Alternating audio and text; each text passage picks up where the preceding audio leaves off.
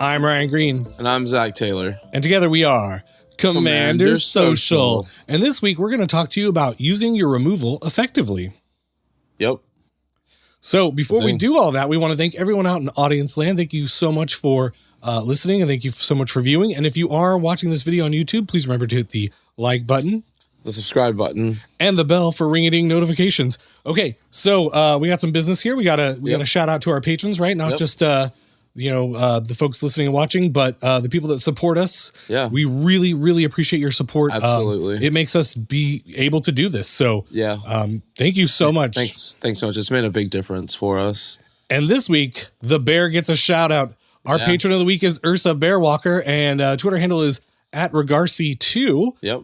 And the bear is one of our newer patrons. He is. And he's definitely been around in the community for a while. Absolutely. I've seen some of the foil altars. I watched a video where he did was it Jeskai's Ascendancy, but he put Power Rangers on it. It was pretty cool. Nice. Yeah, it was pretty sweet. And he also participated in our Brawl tournament. He did. Our patron-only Brawl tournament. Thank you for doing that, and thank you for your support. It really means a lot to us. Yeah, thanks, man. So about the Brawl tournament, man, that turned out pretty well, I felt like. It sure did. We had exactly 8 people, and it took, how long did it take? Maybe 2-3 weeks? 2 weeks, I think, something like that. But we definitely want to thank everyone that participated in that. It's it's a benefit of being a patron. You get to do cool things like that with us, and we got to play more Magic. Yeah, I mean, it was a lot of fun. I really enjoyed it, and you did too, right? Oh, definitely. And the person that came out on top was one Mr. TH the intern. So good job, Elliot. Way to go. He was playing a Garruk, the 6-mana one. Man, Garruk's so good. Oh, man. Deck was chock full removal. Yeah. Questing Beasts, real good. Turns out. Yeah. Brawl. Man. Yeah, totally awesome. He definitely kicked me out of the tournament. Yeah. I guess what? You played me first? No, I played, who did I play? I played Card Tyrant first. Oh, no, that's right. I played TH first. That's right. What it was. And I kicked him down into the loser bracket where to he face met you. me. Yeah, thanks, bro. I mean, it was either going to be me and you or you and him. I was going to lose either way. But all right, okay. So we also want to give a shout out to all of our Twitter peeps. Our Twitter peeps, that's a sound birds make, right? Little blue birds. It is. Oh, but before we do that, we should talk. Not only should we thank our patron of the week, we should tell about the contest for this month, right? Yep. So this month, if you're a patron at any level, by December 31st, we are giving away a Throne of Eldraine bundle. It's pretty sweet. There's 10 packs of Throne of Eldraine, so you're definitely guaranteed 10 mythic or rare cards. That is true, and some nice lands and some foil lands and a spin down counter. And a sweet box to keep your stuff in. I love those boxes. So I mean, you do like having boxes to put your stuff in. It's true. I keep all my stuff together in a box. All right. So so for our Twitter folks, I jumped the gun. I talked about our peeps too early. I mean, yeah.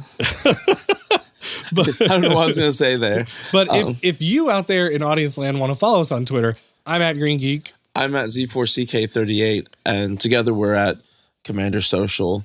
So, we're not going to neglect our Twitter peeps. Beep, beep, beep. So we have a contest for you guys too. We have there's been a tweet posted, and this month's contest is for a Throne of Eldraine promo pack. So there's some sweet cards in there, and they're stamped with a little Planeswalker symbol. So all you have to do is like the tweet, follow us on Twitter, and then reply to the tweet with 3 of your bestest friends.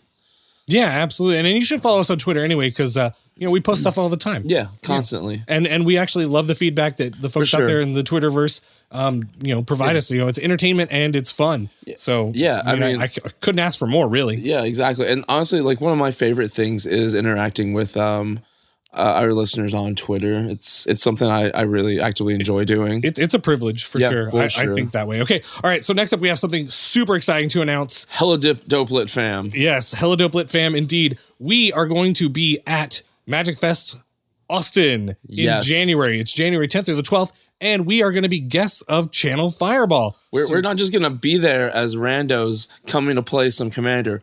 We're going to be official guests. Yeah, so super excited about that. Yeah.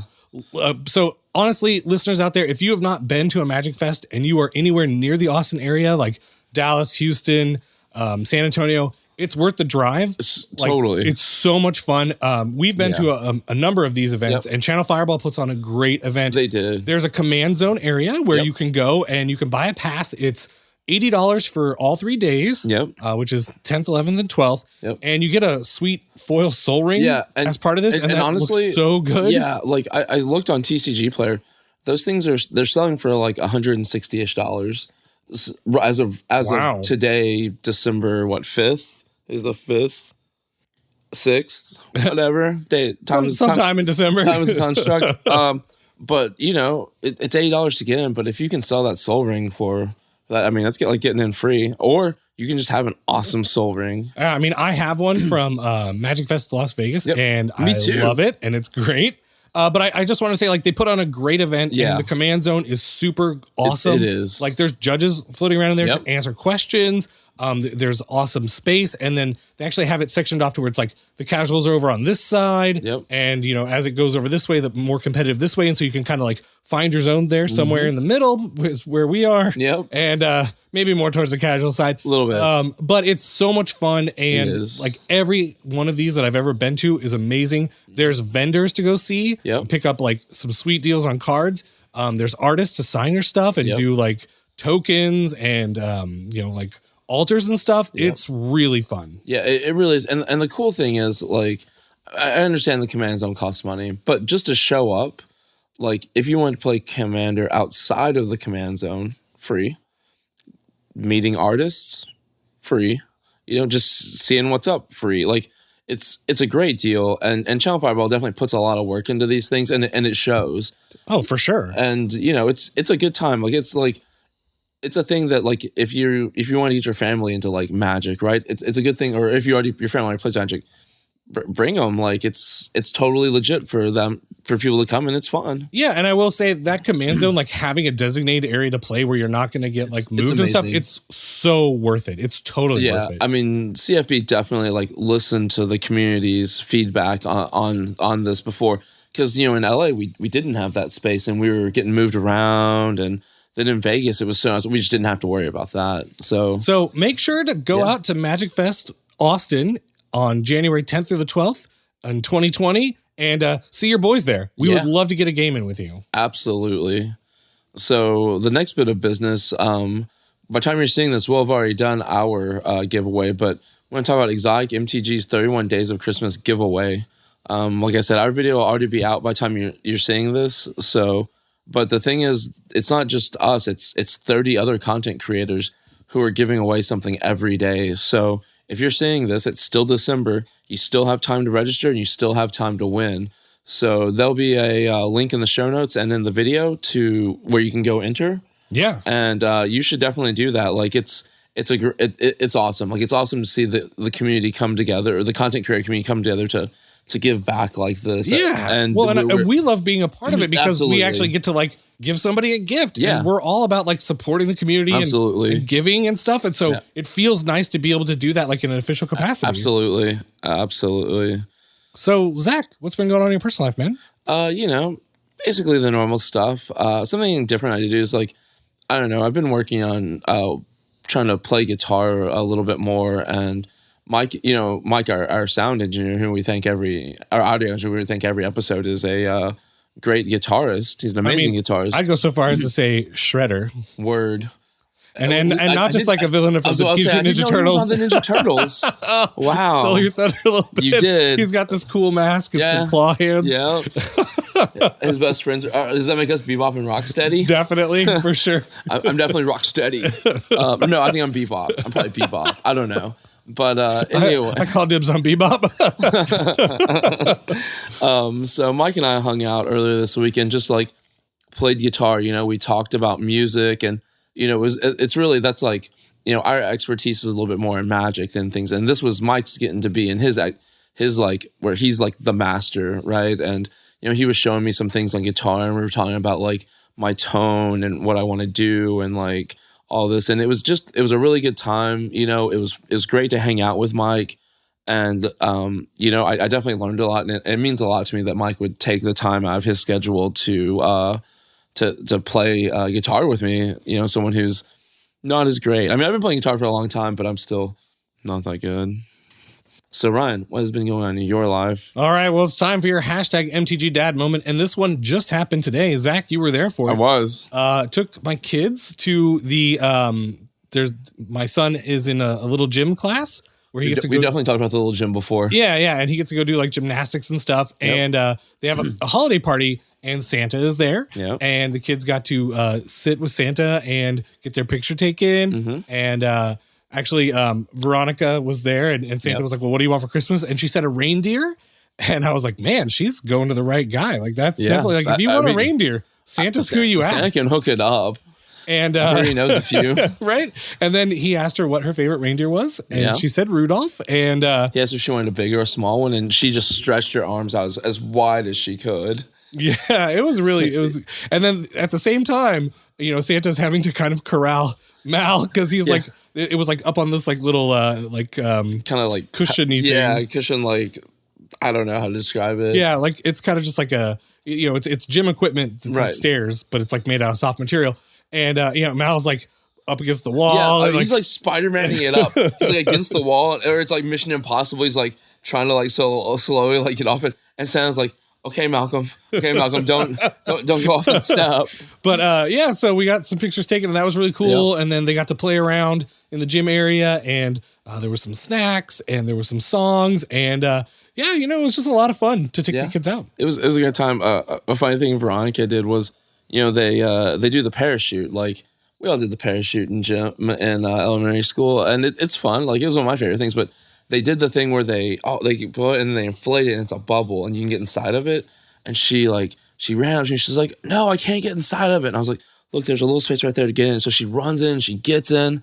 And she sits there for a second. She runs back and she's like, "I don't want to go in there. I don't have my flashlight." And I was like, word. I was like, I understand. So it was cute. I thought that was a cute moment. Very nice. Yeah. So that was a whole lot of fun. And so that's it for your hashtag MTG Dad Moment this week. Yep. And it's time to do that thing we do every episode, which is to thank one Mr. Mike Condon. Thank you, Mike Condon. Gentleman scholar. And you are our audio engineer and our silent partner. And we want to especially thank you for that brand new meat thermometer. It's the kind that, it's like inside the barbecue utensil and you like poke it into the meat and it tells you the temperature. Yep. And that's how you make good barbecue. Yeah. Meat temperature is important. Yeah. Safety first. Absolutely. No salmonella up in here. All right. So that's going to move us on into a segment we like to call Commander Rules. All right, on Commander Rules, we like to take a deep dive into the comprehensive rules of Magic the Gathering, and I'm going to read one out here for you, Zach, and then you're going to tell us how it hits you, okay? All right. So this week's rule is 207.2C, okay? Okay. And here it is as follows. An ability word appears in italics at the beginning of some abilities. Ability words are similar to keywords in that they tie together cards that have similar functionality, but they have no special rules meaning and no individual entries in the comprehensive rules. The ability words are Adamant, Addendum, Battalion, Blood Rush, Channel, Chroma, Cohort, Constellation, Converge, Council's Dilemma, Delirium, Domain, Eminence, Enrage, Fateful Hour, Ferocious, Formidable, Grandeur, Hellbent, Heroic, Imprint, Inspired, Join Forces, Kinship, Landfall, Lieutenant, Metalcraft, Morbid, Parlay, Radiance, Raid, Rally, Revolt, Spell Mastery, Strive, Sweep, Tempting Offer, Threshold, Undergrowth, and Will of the Council. So basically, it's all of the non-evergreen mechanics. Right. First Strike is a keyword. Flying is a keyword. These are ability words. So they're not keywords, but they thematically tie a card together. Right. And I have an example here. And since this week is all about removal and using it efficiently, we're going to talk about Slaying Fire, which is a new one from Throne of Eldraine. All right. Which is 2 and a red mana for an instant. And it says Slaying Fire deals 3 damage to any target. Adamant. There's the ability word. Yep. If at least 3 red mana was spent to cast the spell, it deals 4 damage instead. Right? So it doesn't actually need the word adamant on there. Right? They could just put that sentence on there. The word adamant doesn't do anything other than provide a very useful tool for folks to tie together cards. So if you see a card with adamant, you go, I know that means spending 3 mana, but it could say something else after it too. So you could go to Scryfall and search for cards with adamant in the text. And in fact, I did that to find Slaying Fire to put in the show notes. Word. Shout out to Scryfall. Scryfall. Super great. Doing it. But yeah, so what do you think? I think that's pretty legit. So is Scry one of these? Was that on the list? I don't think it was. I don't think it was either, because what I'm wondering is so like Scry used to not be an evergreen mechanic. It definitely used to be like Scry in parentheses, or not in italics, and say what it did. But then at some point they declared it an evergreen mechanic. Or keyworded it. They turned it into a keyword, and now it's written in bold usually. Sometimes it says what it does, sometimes it doesn't. I think another example would be like Death Touch. Yep. Right? Because cards like Stinkweed Imp didn't have Death Touch, but then Death Touch became a keyword. Yep. And now cards can just have Death Touch on it, like Baleful Strix. Yeah, there are definitely other cards that I've seen that have like keyword text of something that's become a keyword. So that's interesting. Yeah, I don't know. I just think stuff like that is really interesting because it's a choice that they made, and it does make cards easier to read. Absolutely. And as we know, reading the cards is a very important part of Magic. Yep. And if they can do steps like this to make cards easier to read, it makes our lives better. And I'm glad they're doing stuff like that. And also, I just think it's interesting because people might say adamant keyword, but that's actually not technically correct. It's an ability word. So I don't know. Audience, what did you think? Did you know about ability words? Do you like them? Do you not like them?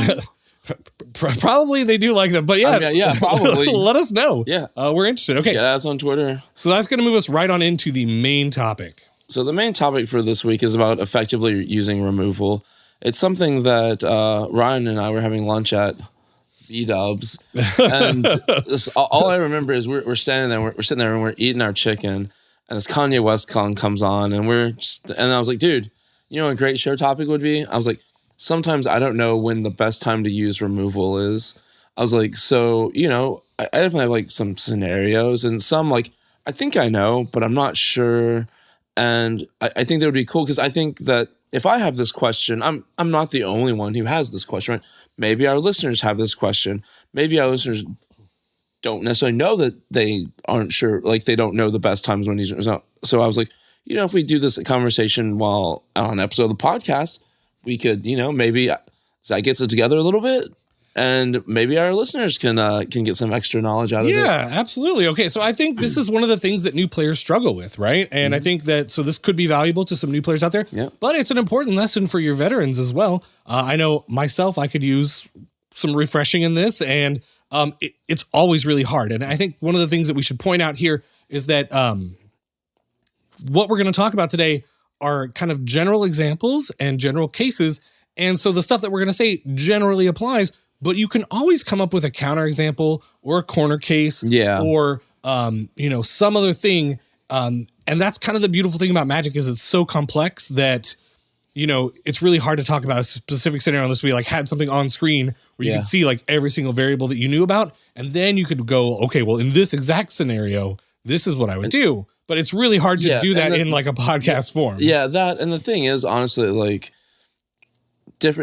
like people are never going to have the exact card. Like we come with scenario, even showing people's hands and whatnot, they're not going to have those exact cards in their hands when you hit this scenario if you get close or something. So really, Ryan, the way that I choose to use removal is I use it on any card that has more than 5 lines of text. Like that's my hard and fast rule. That, and if there's a bunch of like creatures maybe that have more than 5 lines of text, just wrath the board. Okay, all right. I can get behind that. This is how it works, right? This is what I should be doing.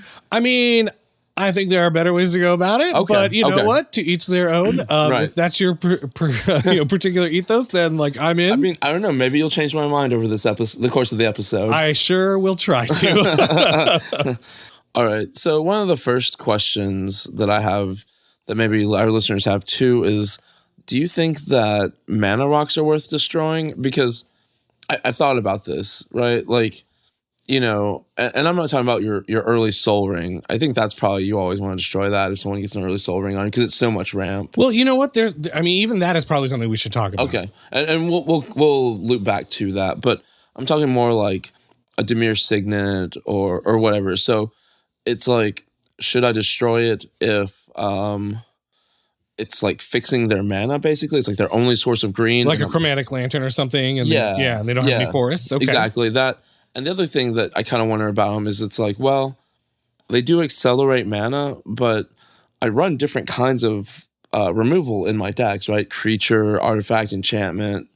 All the good stuff? All the goodies. So, is it better than, because whether they have that mana rock or not, they're going to probably eventually be able to cast what they're wanting to cast. So do I wait and hold removal for a more powerful artifact and use creature removal or whatever removal to get the thing they ramped into? Yeah, the thing they ramp into. Like, I'm not sure. Like, I kind of see that going on. What do you think about that one? Okay, so yeah, obviously this is a very interesting question, and there are a ton of factors here, right? Like, if you've only got 2 pieces of artifact removal in your deck, probably don't remove the mana rock, right? Like, you're probably gonna need to save that for something more important later, like a Bolus's Citadel, or Aetherflux Reservoir, something like that. Panharmonicon. Right, exactly. But at the same time, like, if it is gonna like tempo hit them, like they're gonna have to spend some turns trying to find that green mana or something, it might be worth it just slowing them down enough for you to deploy your plan. It also depends on if your deck's like aggressive or controlish, right? Okay. And it also depends on if other people in the pod have removal, right? But in general, like, I think mana rocks often get a free pass, and I think for the most part that's probably okay. I mean, I don't often find myself blowing up mana rocks, right? Same. I mean, that's generally how I feel, but I want to make sure. Oh, there are definite times where you might, though, right? Like, so a specific example, this is not technically a mana rock, but it basically is a Burnished Heart, right? Yeah. And this actually happened in League. Brando Calrissian, I know you're listening, and he had a Burnished Heart and then like got back to his turn, untapped, and then like chose to play something else. Yep. And like did not have enough mana to activate the Burnished Heart, and I was like, time to punish. Like, I'm going to blow up that Burnished Heart because he's playing Jeskai, right? He was playing the Jeskai Precon, the Commander 2019 one. And I was like, I know that deck is mana hungry, and there's very few ways to actually like ramp additional lands onto play, and Burnished Heart does that. And so I was like, oh, this is good. Like, and I think he didn't play a land drop either. So I was like, okay, like that, he probably should have popped it, right? Probably. But I'm like, this was a time that it felt right to destroy, essentially a mana rock. Yeah. And I mean, honestly, it seems even better because you're not destroying a mana rock so much as like stopping them getting an actual land, which I think is a little better. Maybe I'm wrong, but it is because mass land destruction is pretty much like taboo in our format. Most people don't run it, and especially in your casual groups like ours. But also, like, for me, I was playing a late game deck. I was also playing the Jeskai deck, right? Okay. And I know that like the key to that deck winning is getting to late game, getting a ton of mana, and I know that if I could make him stumble there, that like, because he was also a late game deck, and so that's going to give me a better chance to have superiority in the late game or inevitability. And so I was like, this feels like the right move, because when I'm making these decisions about when to use my removal, I'm thinking that far ahead. I'm thinking about the late game. I'm thinking about the next 3 turns. So you got a plan. That's exactly right. Awesome. So I think that, it's really hard to like answer these in generic cases, but I'd say like the rule of thumb is like, I don't destroy mana rock. Yeah, generally speaking. Now let's loop back to that early Soul Ring. Yeah. Okay. So your opponent plays a turn 1 Soul Ring, right? And let's say their commander is like Talrand, right? Yeah. Okay. And so they play like Island Soul Ring, and you have Vandal Blast in your hand, right? Maybe you do that, right? And that feels bad, right? Like, Vandal Blast is going to be so much value later on, right? You're going to be like, I'm going to get rid of all the things and not mine, right? Mine will go untouched. All my mana rocks are fine. If like Reservoirs can be over here chilling, like, my Chain Veil, whatever, it's all going to be good and safe. And I'm going to get like 3 or 4 other artifacts. But here's the deal. Like, if Talrand comes down on turn 2 before anyone else is set up, and that deck is packed to the gills with counterspells, see what I did there? Yep. So, like, maybe that's like 2 or 3 turns that Talrand doesn't come out. And by the time it comes out, you have a more developed board. And the thing is, like, to me, that makes sense, because you're like, well, oh man, Vandal Blast could be so much value later. Well, you want to get to later. And if Talrand comes down on turn 2, maybe later doesn't happen. So I feel like, using it there doesn't feel bad, because it allows you, because maybe like your the Jeskai deck, maybe it you need to work on developing your board state more and hindering theirs. And It's a pretty big tempo hit. It is. It's a huge tempo hit. And if you think about it, like that Soul Ring is going to add 2 mana on turn 2, and then 2 mana on turn 3, and 2 mana on turn 4, all the way through. And like, if you blow it up then and there, like how much mana are you depriving your opponent of? Like a lot, like a whole lot. Like, I mean, the average game is what, like 12 turns or something. So that's 24 mana. That's a lot of mana. Yeah. And so the thing is, like, I know for me, you know, mayor of Valley Town over here, right. I have trouble using Vandal Blast in that spot. It's very hard for me to do, but a lot of times it is the right call. Now, there's another piece to this that we should talk about, which is maybe that person with the early Soul Ring draws a lot of hate, right? Like maybe they're the, you know, I've seen the arch enemy at the table. And so it's like, well, if I don't blow it up, maybe we politic a little bit here and everybody gets Talrand, you know, like that's a thing that could happen. So you have to always kind of be weighing like all of the different pieces. And that's why this episode is so hard, because it's like, we can't give you a specific answer unless we had an exact scenario, but we could talk about it in generalities that will get you to start thinking about the things next time these scenarios come up in a game, right? Yeah, that makes sense. Okay. So what's next? So what's next is, this doesn't happen to me a lot, but it's happened to me with TH. Winner of our patron only brawl tournament. Yeah, good job. and professional dunce cap wearer in the corner. I mean, this is definitely about him going to the corner, but you know, I sometimes get confused because on Vorinclex, because I want to destroy Vorinclex at a time. Should we read Vorinclex out? Yeah, I'm gonna finish. Yeah, you keep going. Yeah, and then you like look it up and then we read it. So one of the things that Vorinclex does is you have to wait an extra turn to untap your mana. So if you like use it one turn, when it gets back around to you, you don't get to untap it. So I want to know like when is like the best time to remove Vorinclex for me to get optimal value out of it. Okay, all right. So Vorinclex is 6 green for a 7/6 legendary creature Praetor. Is with trample, and whenever you tap a land for mana, add 1 mana to your mana pool of the type that land produced. So doubles the owner of Vorinclex's mana. And whenever an opponent taps a land for mana, that land doesn't untap during its controller's next untap step. Okay, this is a green meanie right here. Okay, so there's the right answer here. The best answer is while Vorinclex is on the stack, you tap mana. You counter him. No. Like you just tap mana, Vorinclex resolves. Right. And so when you tap those lands for mana, Vorinclex is not in place, so they're still going to untap. Okay. Right. And then you blow up Vorinclex, right? Yeah. Now, the downside is if you let Vorinclex come into play, they can tap all their lands and get double mana too. But Vorinclex is pretty pricey, 8 mana. So probably taking their whole turn to cast it. So I think the question you're asking is more in general terms, like during a 4-turn cycle, like when should I remove it? Yeah. And I think that the answer to that is actually very hard to talk about, because it's like, well, where do you sit in the turn cycle? Where does the Vorinclex player sit? And like one thing that you want to do is maybe not let that Vorinclex player get another turn with double mana, right? Like if you can do it before their turn, before they get like that added bonus, right? That's a pretty good thing. But also like if you can't, like let's say, so the Vorinclex player is like directly here to your left. I was gonna say, let's say the Vorinclex player is in the sweet spot, but I think you have a scenario for the left. Yeah. So we'll say it's Zack, Vorinclex. We'll say TH, Vanessa, and then me, right? So in that turn order, if you actually wait to destroy it right after my turn, like to the person to your rights, like it slowed down everybody else, right? Now, and then you'll have spent the least amount of time with your mana like not able to untap. So TH casts it, and then it goes around, and then right before my turn. Yeah, that seems good. That's the right time to do it, I think. The other thing is you give Vanessa and you give Ryan a chance to deal with it. So I guess my question, I mean, obviously, I guess that's pretty obvious. I want it destroyed before it gets back to me. But say it's already gone around and I'm affected by it already. Okay. So then when would I want to destroy it? I guess it's still before my turn. Right. But I think the actual answer is probably like if it gets all the way back around to you and like Vanessa doesn't remove it and I don't remove it, and for some reason you were tapped already here. Yeah. Like you were tapped before they played the Vorinclex. I think you probably still do it on your turn before the Vorinclex player TH gets that double mana. Yeah.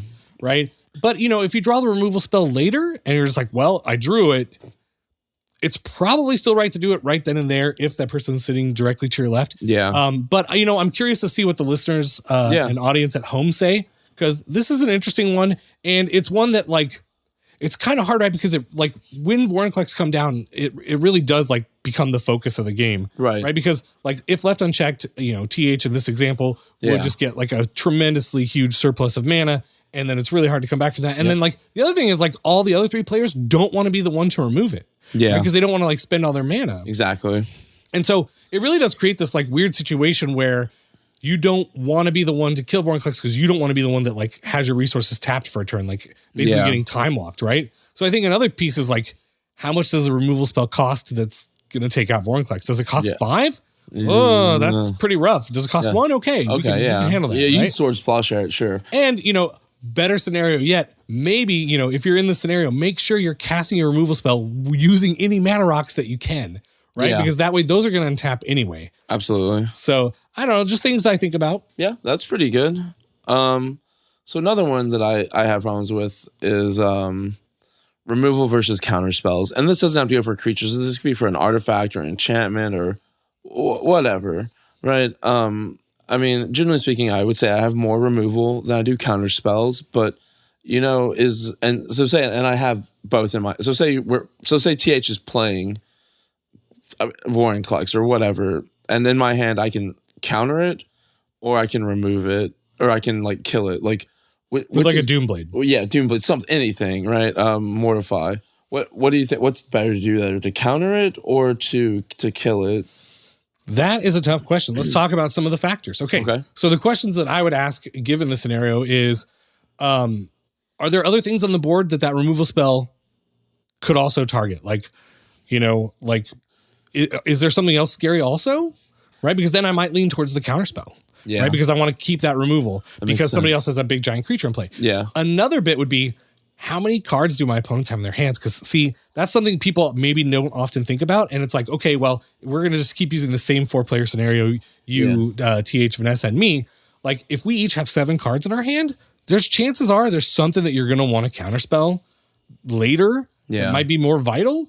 The other thing that you might want to be thinking about is, if I counterspell it now, does that leave me able to, on my turn, play some threat? Yeah. Right? That's a good point. So it's really hard to say. The good news is if you don't counterspell it, maybe you get one of, Vanessa or I to remove the threat, right? Yeah. So maybe you get that 2-for-1 where your opponent uses a removal on the scary thing. Yeah, that makes sense. So it's kind of like in poker, like playing position. It's like, especially if like you're the last one to respond, hopefully you get the benefit of like the people before you, like let's say we were all playing blue, right? Like, I mean, we usually are. TH casts a scary spell, and then like Vanessa's the first one that needs to counter it if she can. Yeah. Right. And then me, and then you. So in that scenario, you're like playing in position. So I don't know. I think that's something interesting to think about, and it does change things. So I mean, like this question does feel super hard to answer. I get that. I mean, just curious. I guess another question that I kind of have, because the removal versus counterspell thing is, there's just so many factors, right? I don't think there's a good just like. Well, here's another thing to think about. So let's say somebody's casting the spell, and the removal that you have is sorcery speed, right? But the counterspell you have is instant, and you have the mana now. Yeah. That means that if you counter it now, your whole turn is going to be free to spend all of your mana doing something, casting your commander, having a threat or something. Whereas like if you have like a 4-cost sorcery speed removal, which you're probably not playing in commander, but I mean, unless it's a wrath, right? But we'll talk about that later. Yep. But like if it's sorcery speed, like you're essentially not using your mana during the turn cycle because you left up the counterspell. Right. But the other thing is like if it's this player that's casting the scary thing, TH, right? The person to your left now. I mean, and if everyone has cards in their hand, like maybe I wait to see if you guys have removal. Right. Or there may be something else scarier that's going to get cast. That's true. Specifically in the case of Vorinclex, I think you counter it because like you don't want to pay that mana penalty. Right. Okay. But I think that if it's just some other threat, like some enchantment or something, right. It also depends on like how much removal is in your deck. Right. Like if your deck is just chock full of removal, maybe you wait and see. You can use removal later. You've got a ton of it. and you want to save that counterspell because your deck doesn't have a ton of counterspells in it, save it for something more important. I don't know. I think it's an interesting topic, and this one's like really hard to answer. Yeah, but I think it's also super interesting, and I think just like talking about the thought process that I'm going through and that you're going through is probably helpful to the folks at home. I would think so. And then like, you know, it lets me know, like from this conversation, it's like, well, now these are the things I need to look at and try to evaluate when the situation comes up, rather than just snap doing one or the other. So another question I have is like, so say like, I don't know, you're playing your Emery deck. Okay. And say Vanessa's playing some sort of 5-color greedy deck that's got a bunch of mana rocks. Okay. All right. And then whoever, Elliot's TH is playing, he just has a bunch of mana rocks for whatever reason. And I'm playing like, hashtag Get Big John, Xenagos. Okay. All right. Okay. And then, so TH doesn't have any artifacts. Okay. So TH plays Collector Oof. Oof. Collector Oof's 1 and a green for a 2/2 creature. Oof. Activated abilities or artifacts can't be activated. So mana rocks stop working. The old artifact mana rock hate bear. Yeah. So to me, it's like, well, you know, and so TH maybe has like a kind of a scary board, right? He's got his Warren collects out, whatever. Okay. Should I destroy the Collector Oof to try to like get win back some political favor from the table to maybe take out Elliot, or do I, if I like actually think I have a legitimate chance of taking Elliot out, do I just leave the Collector Oof and try to go at it that way, or what? I don't know. What do you think? Okay, so all right, so this is a good one. This is an interesting one. For me, I tend to think about how much the Oof is hurting me. Like that's right. The thought process. Yeah, and the idea is here, it's not hurting me at all, right? So in that scenario, I'm often like not really trying to waste my removal on something that's not directly impacting me. However, there's a lot of factors that change this. Yeah. Specifically, like if the Oof is preventing Vanessa, who's got a lot of the mana rocks, from actively dealing with Elliot, so then like you can spend a card to kill the Oof to enable Vanessa to spend her resources to take out Elliot. Exactly. That's kind of a good situation to be in, right? Right. But the real interesting question is like, are you more likely to be able to take out Elliot or Vanessa at the end game? And it really depends on like what their life totals are, how many cards they have in hand, what their board state looks like. Sometimes, the nice play is just take out the thing that's stopping people from playing Magic and let everyone play Magic. That I do lean on that sometimes. Yeah, I do too. But if you're trying to win, that's maybe not the right answer. Right. I do find this one very interesting because I often, like, if it's not really impacting me, I'm like, well, I'm just going to try to hoard my resources. I'm going to keep doing that value thing. I'm going to try to get a bunch of cards and maybe stockpile some stuff on my board. And then when the time is right and, somebody's about to do something, then it's time to remove the Oof. Right. But I honestly, this one's tough, right? Because without like seeing a snapshot of the board, it's really, really hard to tell. But in general, the currying the favor is good. I play politics all the time, and we actually do have a section later that's like all about politics. So we'll probably dive deeper there. But what I really want to say is, maybe like save your resources to deal with the stuff that's going to impact you, because like you maybe take out the Oof, and then now Vanessa's enabled, but then I play something that's like just as damaging to like what you have going on. Right. And now you're out removal. And so you can't now you have to like call in that favor that you earned. But maybe they don't have a way to answer that, it. Or maybe they don't even consider it a favor. I've had that happen. Oh, I definitely like, if I'm in this spot, I definitely like want to call attention to like, hey, does the Oof need to go? Yeah. Are we scared of the Oof? I definitely say things like that too. Yeah. And like, can I get, a little quid pro quo here if I take out the Oof? Like, can we kind of team up for a little bit? Like if you, like, let's say Vanessa's the one with all the mana rocks. Maybe you do like get an ally out of the deal, and then you guys can focus down TH, and then like I can come from behind to win at the end. I mean, basically somehow Ryan just like ekes a win out somehow. but no, oops, like I won. But yeah, like if you can do that gesture, nice. If you can do that gesture and like get like a potential teammate for like a little bit of time, like 3 or 4 turns or something like that, pretty good. That could be worth it. Yeah, for sure. And like those are the things that are going on in my mind, right? I know oftentimes, like, just as a total side note, a lot of times I like to destroy something that is causing me problems, but maybe people don't know because it's cards in my hand that it's affecting, and like make it look altruistic. that feels on brand for you. I like that. I believe that. That's how you play the game of politics, right? Yep. Okay. So yeah, I think we've answered that we're one. good there. So this next one, this is something that happened to you personally, Ryan. This is a Ryan story. So here's a story all about how I had no graveyard left with Emery. Yeah. So say someone's playing Emery or some other graveyard manipulation deck. Maybe they're playing Lord Windgrace. I don't know. Well, I'll read out Emery for the folks at home. Yeah. Right? So Emery is we talk about Emery every episode. Emery is 2 and a blue for a 1/2 legendary creature Merfolk Wizard. This spell costs 1 less to cast for each artifact you control. When Emery, Lurker of the Lock, enters the battlefield, put the top 4 cards from your library into your graveyard and tap, choose target artifact card in your graveyard. You may cast that card this turn. And the card, I feel like the other card we should read is Rest in Peace here. It's so cheap. It's one in a white. Yeah, 2 mana. I mean, really, I feel like it should be at least 2 in a white, but whatevs. Rest in Peace is an enchantment for 1 in a white. It says, when Rest in Peace enters the battlefield, exile all cards from graveyards. If a card or token would be put into the graveyard from anywhere, exile it instead. So that's interesting. I didn't realize that. So tokens, like everything, it's like a replacement effect, basically, right? Instead of going to the graveyard, it goes immediately to exile. So entering the graveyard, there's no window. Triggers. There's no nothing. window. Yeah. So that card effectively shuts down an Emery deck that's built to abuse its graveyard. Yeah.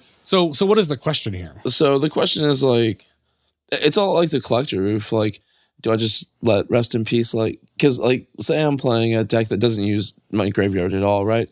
But do I just let that chill and and the question really is, do I let it chill and you can't play Magic basically? Because part of me thinks, man, I really should destroy that so Ryan can play, or anyone else who's playing an Emery deck can play Magic, because that feels bad to me. But at the same time, I'm like, well, that's an Emery deck, and it could I could get riggedy wrecked. So your question is, should you take out the Rest in Peace even though it's not really affecting you? Yeah. Okay. In this scenario, am I the one playing Emery? No. Oh, okay, because I was gonna say if I was, you should absolutely. I know. That's why I threw it like that. But no, honestly, in that kind of situation, I think the collector oof scenario pretty much applies here, which is as long as it's not hurting you, pretty much I leave it alone. I try to shore up my defenses, get my board going, draw some more cards, but at the same time, if there's nothing else to remove and there's nothing more likely to remove, and you have Bojuka Bog in your hand and plenty of lands in play. Yeah. Right? So you can kind of go ahead and take out the thing that's making Emery stop, and then maybe you get down to heads up and then you play the Bojuka Bog and now you're like, haha, that was my trump card. So essentially what I'm really trying to get you to think about there is where is the game going to go? And if you destroy it. Yeah. And what is the right path to victory for your deck? That makes sense.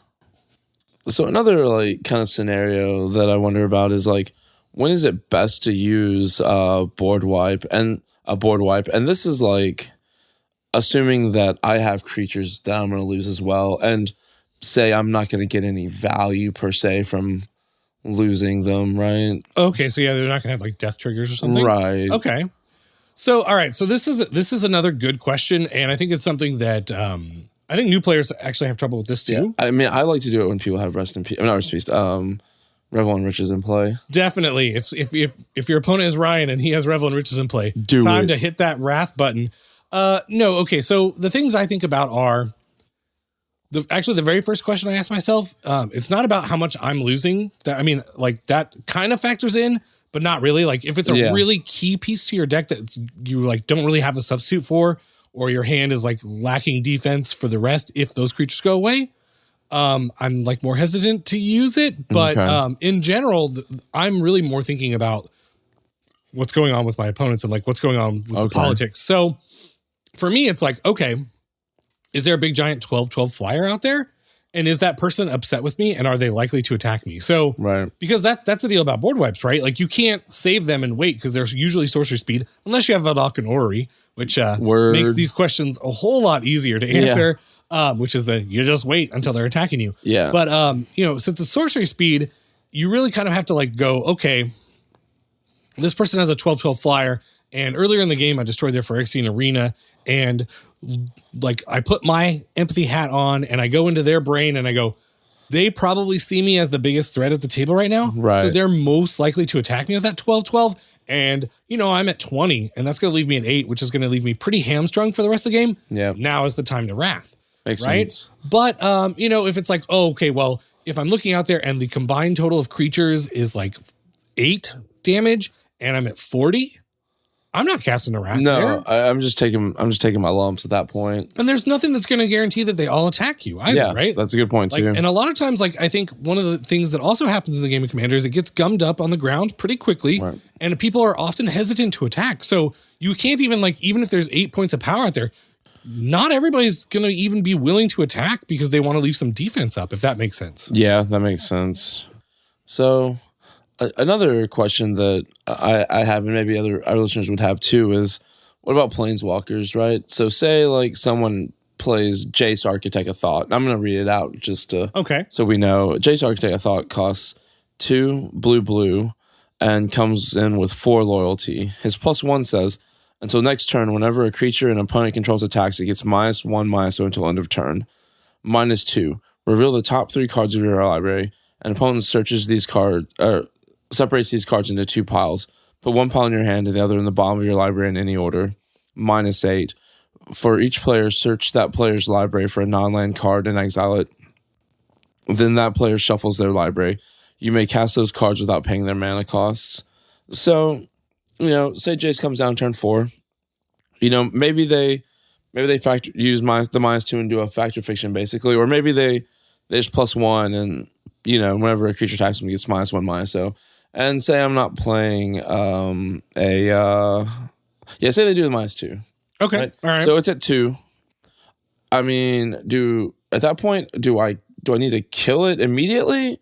Or do I need to wait until maybe they start +1ing it to get it closer to the ultimate? Because the ultimate's pretty savage, I feel like, on Jace. I mean, it's pretty interesting. Each player searches that player's library.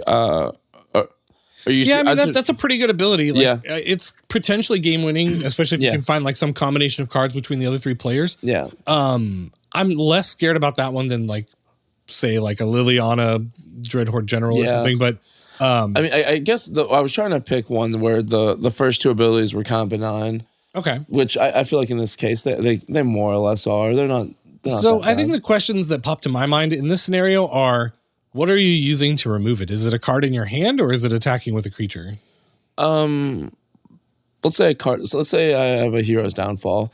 1 black for a sorcery that says destroy target creature or planeswalker. Okay, so if there's not many other planeswalkers in play and there's no other really threatening creatures, I mean, you can use it. I think the real question that and you're going to kind of see a theme amongst this episode, which is is that card going to stop you from implementing your game plan? Is your deck a go wide token strategy where Jace's +1 makes it really hard? Then maybe you kill it. Sure. You definitely don't want the ultimate to go off, but so one of the things is other people, maybe they have creatures, and so I mean they might attack Jace just because they get that free value. Yeah. And so I'm pretty hesitant to use my removal in this scenario. That makes sense. And if it's at 2 and I have a 2/2 creature, I'm definitely getting in there for that. And everybody else is doing that too. And so usually you can really count on Planeswalkers not sticking around. And because Hero's Downfall is not strictly player or Planeswalker removal, it can also hit creatures. I probably am more prone to save it. What if it were Elder Spell? Black, destroy target Planeswalker. You can do some stuff with some counters, and I'll put a picture of it on the side. Right. You can add loyalty counters to your own Planeswalkers. Yeah. So in that scenario, and if, hopefully I know the decks and I'm Vanessa has Garruk in her deck and, maybe she's likely to cast it or something. Maybe I save it in that scenario, but a spell that's that niche, maybe you just go ahead and get the value now and stop them from getting their value engine online. Because that's kind of the whole point is with Jace, you kind of just keep getting extra cards and making it harder to hit you. And that kind of value engine or like recurrable sources of card draw. Right. I don't like my opponents having. Yeah, I get that. Right. I like to kill Phyrexian Arena. I like to kill Necropotence. I know. I don't like letting my I'm blanking Rhystic Study. That's the one I'm like, yeah, definitely want to kill that. I mean, you just don't want to be asked. You can pay one. But I mean, no, I definitely get it. You don't want anybody getting to Value Town before you. Yeah, absolutely. Because like that's usually the way I win. And so I really want to like stifle that in my opponents and kind of and so again, I think it comes down to your game plan because like depending on the deck you're playing, you're like, oh well, I don't care if he gets a couple of incidental cards because I'm gonna go wide Crater Hoof and like get everyone, Right. So in that scenario, like, well, especially with Hero's Downfall, you probably don't cast it. If it's Elder Spell, which I think is sorcery speed, it's like, well, what are you giving up? Like, what are you like not playing that turn to kill it, right? Because that's a really important question. Word. So we've talked about this happening already a few times in some of these other scenarios, but as a strategy, when should you consider holding removal? I definitely call this the Ryan special because it's Ryan getting other people to do his dirty work. But it's like, when do you hold it, hoping someone else will take care of it for you? Like, is there always?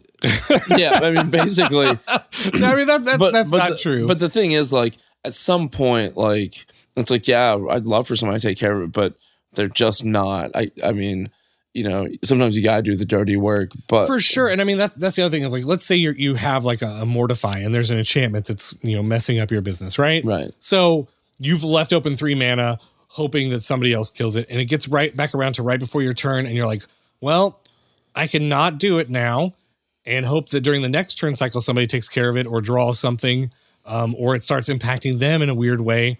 But like, then on your turn, you have to leave the mana open again, and so you're like not using your mana, and that's something I consider all the time. Yeah, because at that point, if you like go 2 turn cycles, that's 6 mana you've lost. Exactly, and that's the other thing is like if you use it right before your turn, you get the thing out of there, and you spent the mana, right? Yeah. And then on your turn, you tap down, play your commander, and like you're being very mana efficient. Yeah, and honestly, I think that's one of the things is the person likely to win the game is the person that spends more mana across the course of the game. Yeah, absolutely. And that's why ramp is so devastating to play against. Yeah, because it ups your mana count for that turn and then all subsequent turns, right? That's exactly why that early Soul Ring is so devastating. Right. I mean, because they're getting things out faster. They're playing multiple spells a turn where sometimes you're restricted to one. Like, it's just good. Yeah, so I mean, I don't know. I really like to hold my removal because like that's the other thing is like in this scenario, again, you have to think about, are they likely to attack me with it, right? If they don't attack you with it, you really kind of don't want to spend that mana, even though like it got back to around to your turn and you have this 3 unspent mana. Right.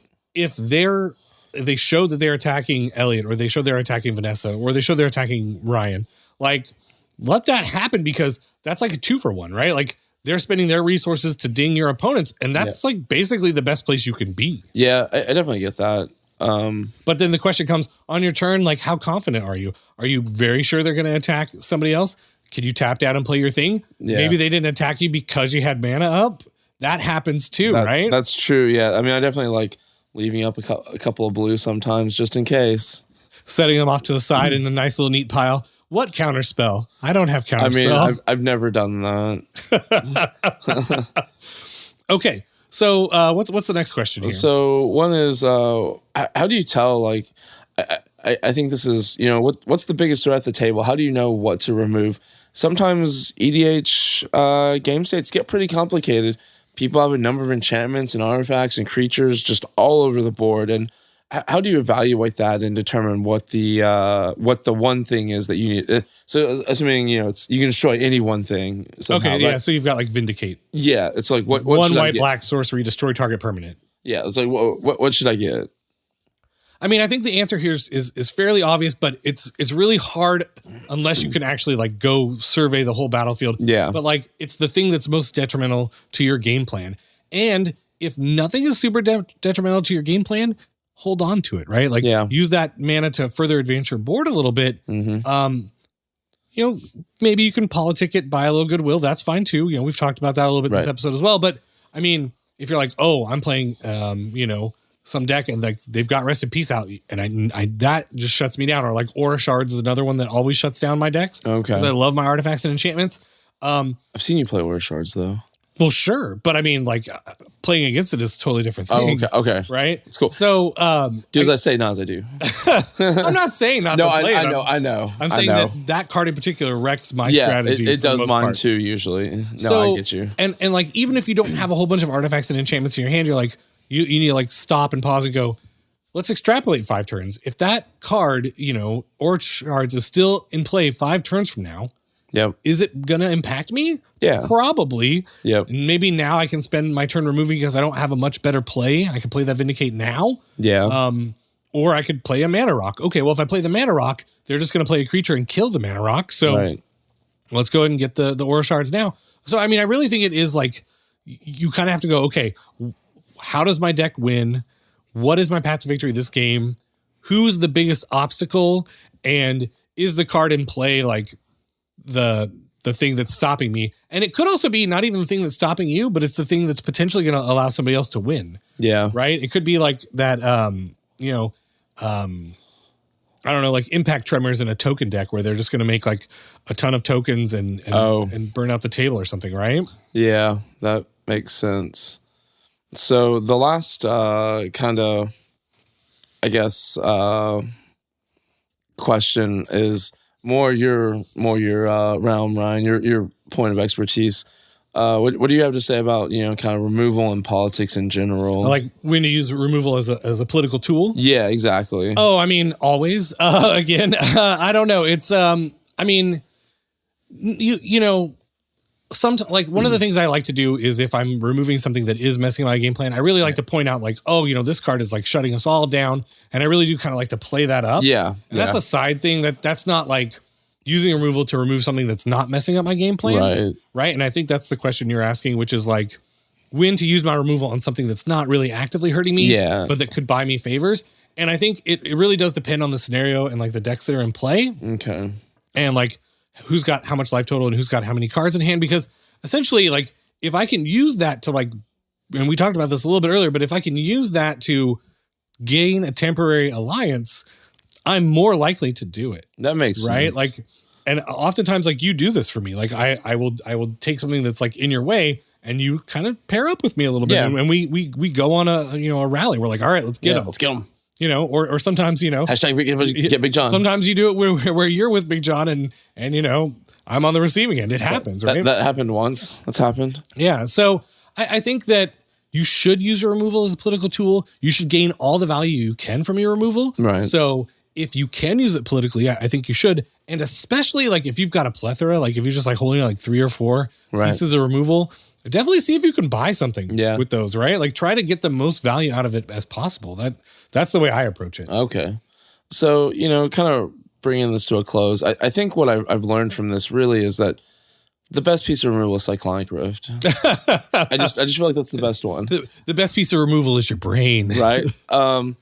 No, but honestly, like the real, like the overarching theme I feel like is value. It's like getting value for yourself and possibly denying others value when you destroy their soul ring. And that makes a lot of sense. It's like, like you're talking about, if I hold up 3 mana, 2 rounds for a Mortify and I don't cast it, right? That's 6 mana that I lost. You can cast a pretty big spell with 6 mana, right? With the soul ring, 12 turn game, that's 24 mana. That's a ridiculous amount of mana. So, I mean, does that feel kind of like the... I mean, I think that's pretty close. I want to say that what you need to do is kind of like extrapolate it into the future. So, like, if you're just going to like spend the next 5 turns not casting that Mortify... Yeah, that feels bad. Feels super bad. Yeah, it right? does. Like, you should probably like, but like at the same time, like, what are you getting when you do that, right? Like, are you getting like this giant artifact Sphinx is like hitting your other opponents, right? And you're leaving it open because like you're at a low life total. Well, now you're getting something for not spending that mana, and that's a trade I'm likely to make. So I think the bigger takeaway is like, think about what everyone else is going to do, and like if they're definitely going to attack you with it, like just go ahead and kill it, right? Okay. And if you can wait, obviously wait. Because like that's the rule of thumb for like instant speed removal is like wait until the last minute possible. Yeah, because it's giving away the least information, not the most. The least. And like for example, if they're attacking you like and they're in Boros or something, like maybe wait to see if they have a combat trick or something like that often happens. Like maybe they're just attacking you with like a 3/3 flyer and you're like, well, I can afford to take 3 here. Right. Like, but maybe they've got like Teamer Battle Rage or something, right? Crazy. Like, give a +1/+1 and double strike, right? So, like be willing to take that hit. Like, go, okay, well, you know what? I'll just take the 3 right now. And then if they Teamer Battle Rage, I'm going to get that 2 for 1. I'm going to save myself from taking a bunch of damage. But then like, maybe like, that was Elliot, the player to your left. And then, so you take the 3 and then Vanessa does some stuff and then I do some stuff and it gets here.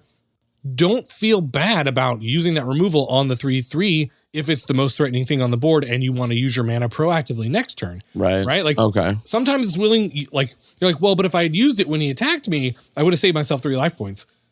But do those 3 life points really matter in the overall grand scheme of things? Yeah, I get you. It depends on a whole lot of things. So I guess what I really am trying to say is like really kind of try to cast forward in time and like think about like what's going to happen. And that's a really hard skill to develop. Yeah. I mean, it definitely like, I don't think that this is a skill that exists in a vacuum. Like I think this skill is one that sits on top of being able to understand and know what the board state is. Right? Absolutely. Like I think there are a lot more factors than just and like threat assessment. Yeah, exactly. Like I think it's something that you definitely have to think a little bit deeper in. So, maybe in the future we'll have some more episodes like that. Maybe not. We'll see. But, at this point, I think that wraps it up, right? So, we want to thank our viewers and our listeners for getting this far into the cast with us. It means the world to us that you'd spend, your 45 minutes to an hour with us every week. And like I said, it just means the world to us. And we want to thank you so much. Special thanks to our super patrons. You can check us out at patreon.com/commandersocial and join at the Your Name in Lights tier if you want to be here as well. If you want to help us out, maybe you can definitely like the video. You could subscribe to our channel. Or you can do Ryan's favorite thing. Hit the bell for ring-a-ding notifications. I was kind of hoping you were going to say it that time and I was going to be silent the whole time. Oh, no, I'm not. I'm just not going to say ring-a-ding notification. I guess I just did. No, you got me. So it's all right. You can edit it in post. I'll fix it in post. We got it. So, if you guys definitely get at us on Twitter, you can get at me at Z4CK38. Individually, I'm at Green Geek. And together we're at Commander Social. If you have some questions about maybe when you want to use removal, definitely tweet at us. We can't give you a hard, fast rule or anything, but we can maybe give you some suggestions.